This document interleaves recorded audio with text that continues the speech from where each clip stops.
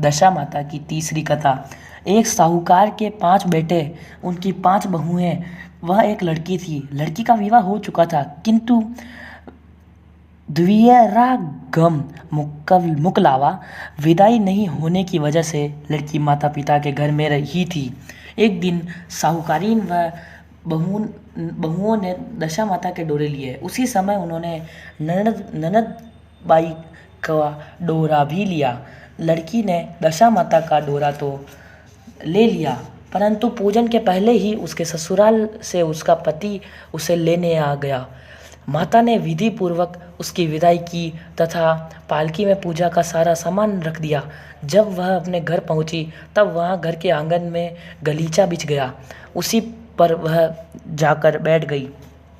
पास पड़ोस की स्त्रियां नई बहू को देखने आई सभी उसकी सुंदरता और गहनों कपड़ों की प्रशंसा करने लगी। इतने में किसी एक की नज़र उसके गले में पड़े डोरे पर पड़ी तो वह बोली, बहू की माँ बड़ी टोटका पसंद स्त्री है। सभी स्त्रियों ने डोरे के बारे में कुछ ना कुछ कह दिया। घर की सभी स्त्रियों ने भी उस डोरे की निंदा की।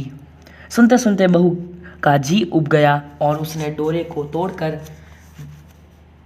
जलती हुई भट्टी में डाल दिया। डोरे में आग लगते ही उनकी सारे घर में आग लग गई। धन धान्य सब जल गया। सब आदमी अपने अपने प्राण लेकर भागे। उस जलते घर में वही स्त्री पुरुष दोनों रह गए। सब सामान जल चुका था, अतः दोनों जने भी गांव छोड़कर चले गए। दोनों चलते चलते उस गांव में पहुंचे जहां की वह लड़की थी। उसने अपने पति से कहा कि जब तक कोई जीविका नहीं होती तब तक तुम बाहर झोंक कर पेट भरो, मैं भी कोई मजदूरी की टोह करती हूँ। पति बाहर झोंकने लगा और पत्नी एक कुएं की जगह पर जा बैठी। उस जगह लड़की की भाभियाँ भी पानी भरने आई। उसे वहाँ बैठी देखकर बोली है बहन, तुम किसी भले घर की मालूम होती हो, कैसे बेकार बैठी हो, कहो क्या काम की तलाश में हो। लड़की बोली हाँ।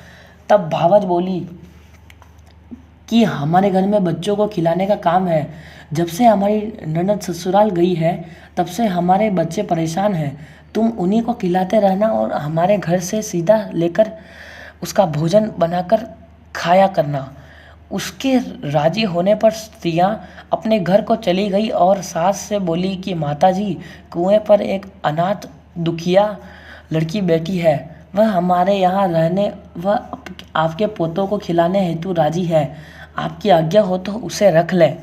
सास ने कहा कि खुशी से रख लो, परंतु पीछे कलह ना करना। सब बहुओं ने कहा कि नहीं करेंगी। सास की आज्ञा मिल जाने पर जब वे दूसरी बार कुएं पर गई तो उस लड़की को अपने साथ ले आई।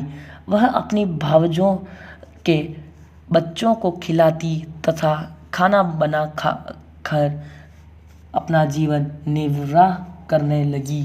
देवियों से फिर दशा माता का डोरा लेने का समय आया। सास ने कहा कि जब यह घर में रहती है तो इसको क्यों बाहर किया जाए, इसे भी डोरा लेना चाहिए। तब सर्वसम्मति से दुखिनी ने भी दशा माता का डोरा ले लिया। 9 दिन तक कथा कहानी होती रही। व्रत पूजन यथाविधि हुआ। 10वें दिन साहूकार की 5 बहुएं व सास ने सिर से स्नान किया, घर में गोबर से चौका लगाया, चौका पूरा और पूजा की तैयारी करने लगी। तब दुखिनी भाभी से बोली कि मुझे फटा पुराना कपड़ा मिल जाए तो मैं भी स्नान कराऊं।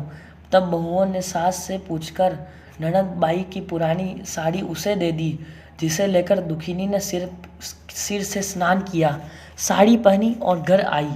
यहाँ पूजा आरंभ हो गई थी। वह ज्यों ही पूजा के पास आकर बैठी तो एक भावज ने कहा, यह दुखिनी तो साक्षात ननद बाई है कि उनहार है। तब सास ने नाराज होकर कहा कि तुम लोग बड़ी चंचल हो, पूजा के समय तो चुप रहो, मुझे कथा कह लेने दो। बहुएं चुप हो गई। दुखिनी समेत सब बहुओं ने पूजा करके पारना किया। फिर सब इकट्ठी बैठकर एक दूसरा का सिर गूंथने लगी। एक ने दुखिनी से कहा कि आ तेरा सिर गूंथ दूँ। दुखिनी का सिर गूंथते हुए बोली कि जैसी गूंथ इसके सिर में है वैसी ही गूंथ हमारे ननद के सिर में थी। इस पर साहूकारन क्रुद्ध होकर बोली कि मेरी लड़की ससुराल में सुख भोग रही होगी, उसकी तुम इस दुखिनी से तुलना करती हो। सास ने बहू को दुत्कार तो दिया, लेकिन उसकी बात उसके मन में लग गई। उसने दुखिनी से कहा कि आज रात तुम मेरे पास सोना। रात को जब बहुएं सो गई तब उसने दुखिनी से पूछा कि क्या दुखिनी, क्या तेरा पीहर में कभी कोई था? उसने जवाब दिया कि ऐसे ही 5 भाई 5 भौजाई, अपना आप जैसी माँ और पिताजी जैसे पिता थे। पुनः बुढ़िया ने पूछा कि फिर क्या हुआ? तब वह बोली कि मैंने पीहर में दशा माता का डोरा लिया था, उसका पूजन नहीं हो पाया कि ससुराल को विदा हो गई। वहाँ की स्त्रियों ने मेरे गले में डोरा देखकर हंसी उड़ानी शुरू कर दी। तब मैंने उस गंडे को आग में डाल दिया। उसी गंडे के साथ साथ सारा घर जलकर राख हो गया। सब लोग 3-13 हो गए।